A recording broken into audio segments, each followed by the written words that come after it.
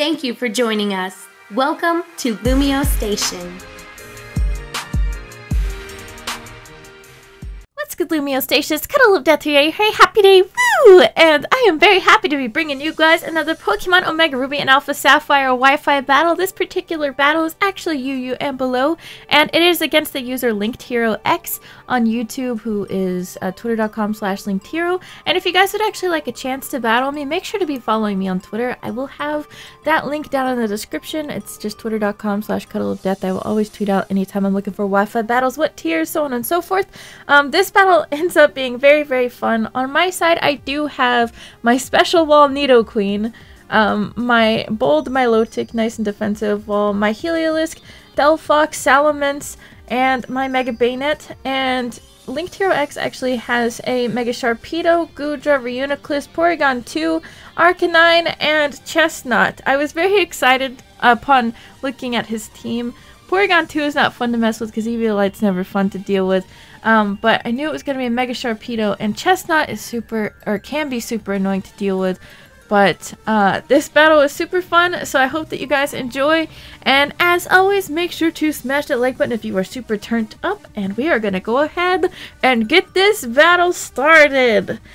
For me, just looking at his team, I decided that it would still be safest to lead with my Nidoqueen despite it being my special wall. A lot of people may not predict that it's my special wall. Plus, I can go ahead and lead with my Stealth Rocks, just as I suspect his Chestnut would do, but instead it goes for a Leech Seed. I was okay with this, despite the fact that it's annoying to deal with once again. So yeah, I did set up my Stealth Rocks here.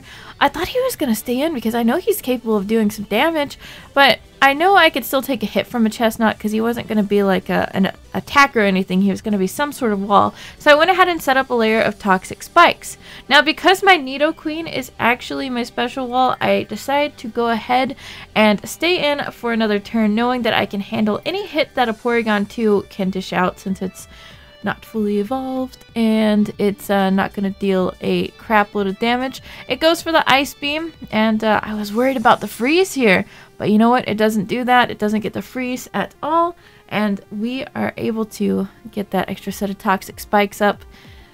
Now, fun fact here, I was going to go for Dragon Tail, but at the same time, I knew that it was going to outspeed me, and I wanted to save at least a little bit of HP there, so I switched into my Milotic, which is okay. I mean, of course it's going to eat up an Ice Beam, critical hit Ice Beam, get the burn from the Flame Orb to activate its ability, and I totally wasn't thinking about Thunderbolt, but it does still eat that up. So, I do have two Pokemon with Dragon Tail on my team, actually, my Nidoqueen and my Milotic.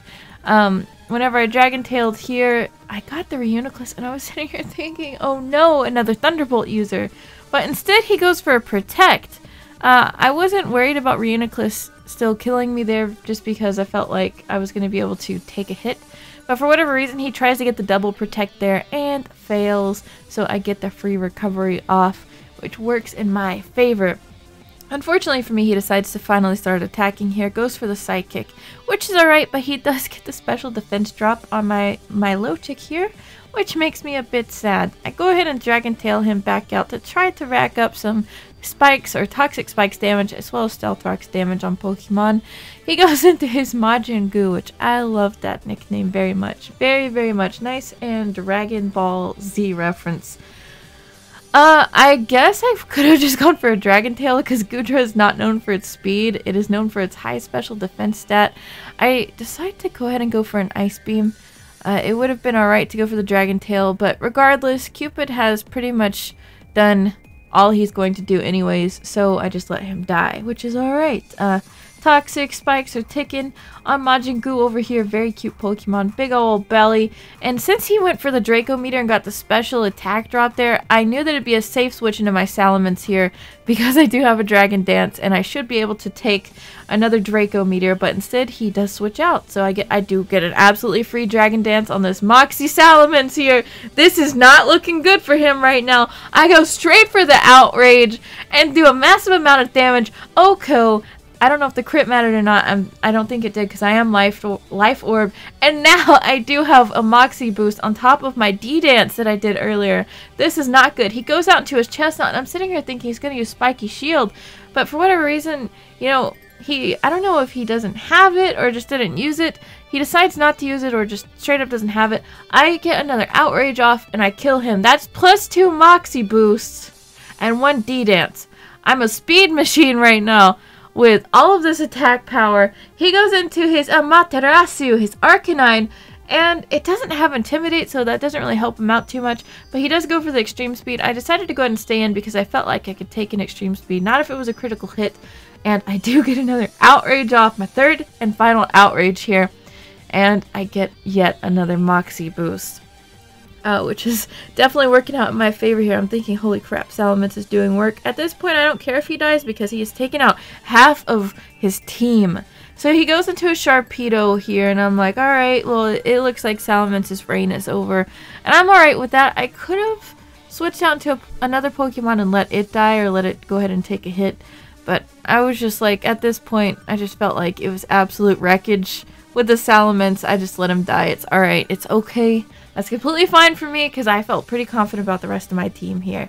I go into my Heliolisk. I am a timid nature, a very, very speedy Heliolisk here. He looks super cute when he goes for the Thunderbolt. He takes out the Mega Sharpedo with ease. And this is definitely looking really, really good for me. He goes back out into Majin Goo, his Goodra. I still can't get over that name. And I actually run Hidden Power Ice. I wanted to check the damage, which I knew it wasn't going to be too much since Goodra is a special wall like crazy. It did more than what I thought, I guess because of the Life Orb. He goes for the Flamethrower here, and it does a fair amount of damage. And I'm like, I wonder if I can get max damage off on this Hidden Power Ice and maybe kill it. Unfortunately, I don't, but I'm still willing to give up my Heliolisk here, and I know that that poison is going to kill him, so once again, I give up Heliolisk. He goes straight for the Draco Meteor and takes out my cute little Heliolisk, which is so sad. Too bad. But we are okay, we're in good hands once again. Super confident. I have no problem giving up a Pokemon like that, or giving up Salamence and then giving up Heliolisk. Because honestly, that Mega Sharpedo could have become an issue. I go into my Baynet here, just because I'm like, he still has his Porygon 2 left. I need to knock off its stupid Eviolite before it makes me mad. And I'm definitely going to be dealing with that. I'm going to get rid of that Eviolite. I got to take that down. Mega Baynet is crazy looking. I actually think it's very cool. Mega. I go for the knockoff. Get a decent amount of damage, but he's very defensive. He goes for the Ice Beam. I did take his sneaky little Eviolite. And now it's just pretty much easy pickings from here. I have the Sucker Punch to back me up. I guess he didn't want to recover if he did have it. He just spams Ice Beam. Unfortunately, doesn't get the freeze, which at this point, we were still alright even if he did get the freeze. I go for the knockoff, thinking, what if he does go for a recover? And I take out his Porygon 2, which does end the battle. Very, very fun, great battle. Make sure to check out his YouTube channel linked in the description, and I will see you guys back next week. Make sure to smash the hell of that like button if you are super turned up and enjoyed the battle, and remember to follow me on Twitter to stay up to date whenever I'm looking for a Wi-Fi battle. Hope you guys enjoyed. I love you guys. Make sure to check out all the other amazing content here on LumioseStation, and I will see you guys in the next video. I love you guys. Bye!